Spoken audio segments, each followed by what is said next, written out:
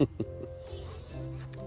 right, ladies and gentlemen, I am out here today, this afternoon, with Mr. Milo. Mr. Milo, and you got your foot caught inside there. That's a wonderful way to start the video, sir. There you go. He fixed it himself.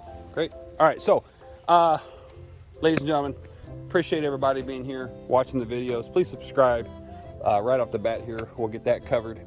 Please subscribe, like, share, and hit the bell. Appreciate all that. I have a post of Milo on Facebook page. For those that are not on our Facebook page or Instagram, Twitter, Van Waters Labs, Van Waters Labradors, you can find us there. Here's the story on Milo.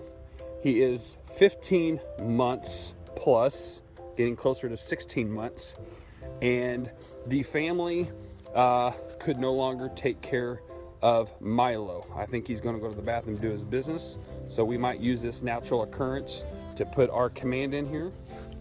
We'll just have to see how it goes here. And yep, do your business, Milo. Do your business, buddy. We'll talk here while he does his thing. Do your business, big guy.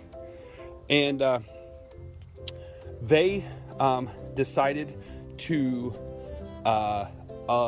basically, I got a phone call, and okay, I get it, you're done. All right.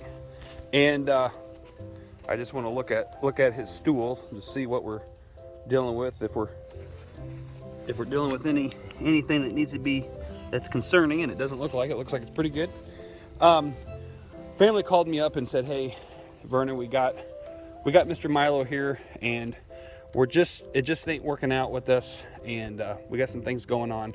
Would you please take him and get him a new home, and a new forever home, of course." And of course I said yes, absolutely, because if I had the space and the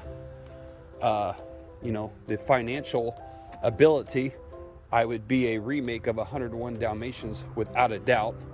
But beside the point, I took Milo in.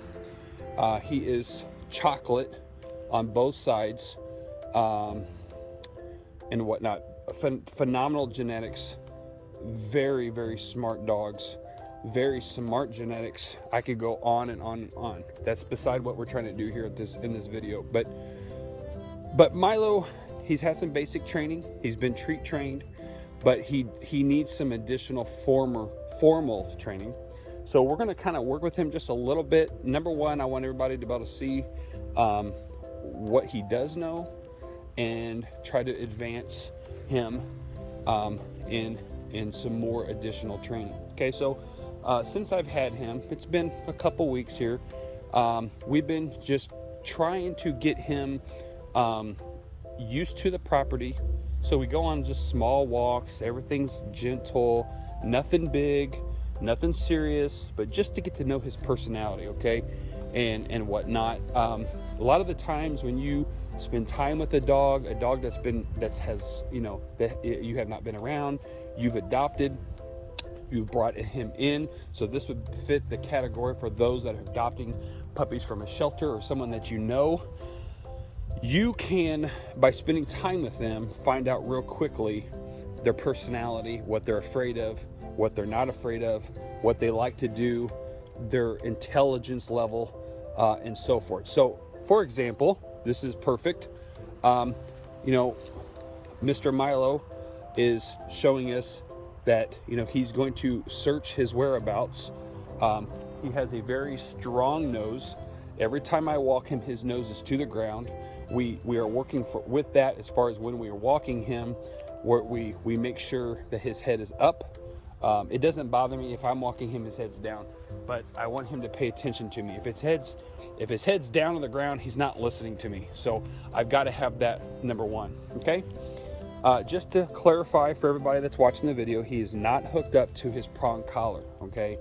He is not hooked up to the prong collar. It is basically the leash is going around him through the loop and hooked up to the check cord right there. In previous videos, So you can see how we do that, and that's what's going on here. So he is not hooked up to that. It's just around his neck. The prong collar is, okay? Just to clarify that. So he's weighing around 74, 75 pounds. He's as big as he's going to get. He's not going to get any bigger than this. He's a phenomenal dog, and so forth. Super smart. Okay, now let's go ahead and start working with him. I don't have any treats with me as far as what he's been treated with. I don't have them currently on me. But what I want to do, Milo, come. I want him to see, I want to see what he has. If he'll listen to me, get this on video is what I'm trying to say, okay? You can see how he wants to go for my hand. All right, see how he wants to go. Let me back that out so you can see this. Milo, there we go. That's a good boy. That's a good boy. Okay, he wants to go for my hand initially. Now he's controlling himself a little bit better. I'm gonna back off a little bit, come back at him. Hey. I put my hand up and over his head. Hey. Okay, so he's retaining himself. Milo. Nuh-uh. Come. Good. Milo, sit. Okay, right there. So he's not an off-leash sit or by a command. So it's probably a pressure on, pressure off concept. Sit, bud. There you go. Sit. There you go. Good sit. That's a good sit. Now, with the dog that I have trained from the get-go, you're going to notice there's a little bit different in how I'm doing this. All right, so a dog that I have trained from the get-go, I will not reward him. If I tell him to sit and he doesn't, you will not hear me to reward him. All right, it's a little bit different when you're dealing with an older dog. All right, so we got an older dog here that we're trying to train, and I've got to train him. I got to get right into it. Okay, this is a good situation for those that are in the same situation as I am right now. We've got an older dog, we just adopted him, and we want to get right into training. So we give him time to be on the property, get familiar with the whereabouts, spend time with him as much as possible, okay, so that he knows that you're not going to hurt him. There's a respect there, and you put time into him, all right? However, I've got a year in say 14, I've got basically 15 months, all right, not quite a year and a half, that we don't have that relationship, okay? So basically what I'm doing now is I'm going to spend time with him to build that relationship, to put those deposits in. You know, we've used those analogies before where we put the deposits in so that we can ask for withdrawal, okay? So that's what we're going to be doing there. But now see how he's willing to walk away from me. He's willing to search. Okay, now he just checked. There's that check cord. So now he knows his whereabouts. He can't go down there. He doesn't fight it. So this is our way to figure out his personality. Okay, he's an absolutely, the dog is absolutely gorgeous. Gorgeous in the face, perfect in the body. I mean, just absolutely a beautiful dog. But I like how he doesn't fight. He fills the check. He says, oop, I've been checked. I'm going to come back up this way. Now he's going to come back up to this way, and we're going to lose some slack here, or lose some length in our cord. So I'm going to take him back this other way. Nope.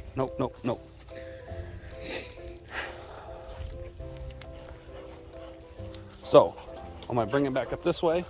You can tell he follows. He allows you to lead him.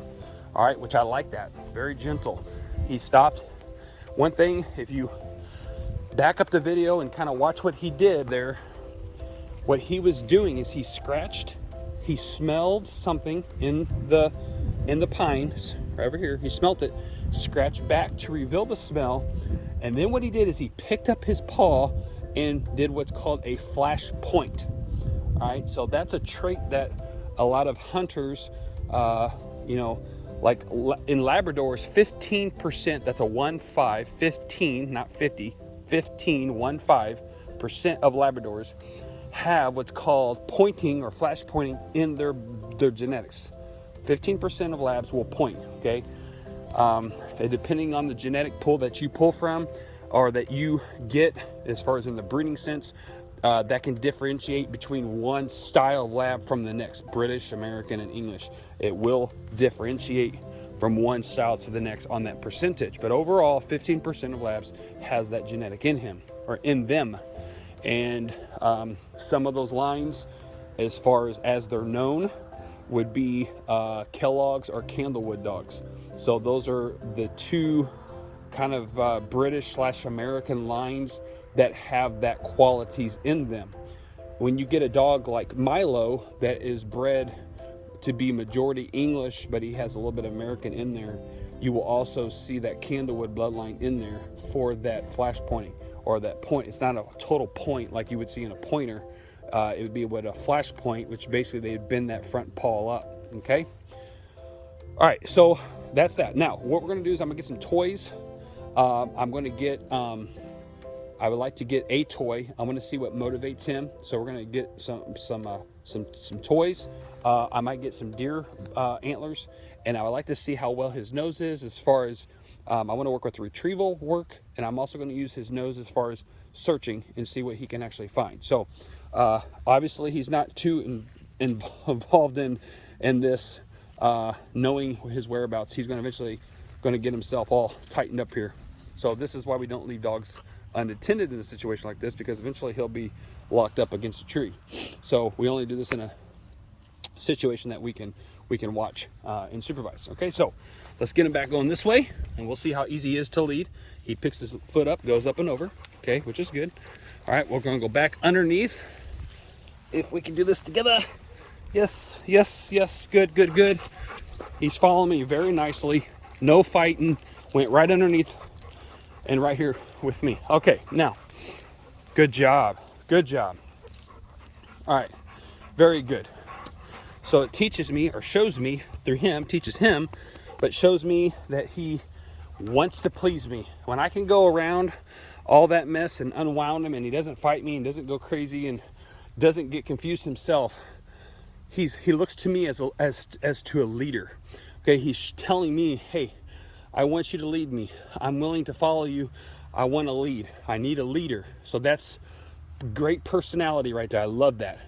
When you got confusion like that and you're all tangled up, I've had dogs that they would just go crazy as soon as you grab the leash and try to untangle them. They just start acting like they're on a sugar high. I don't know how else to explain it. They act like an idiot, basically. But anyway, so that was wonderful. I like that personality. So we're going to introduce some different toys, and I'm going to see what gets his attention here. So hang with us. We'll be right back with you.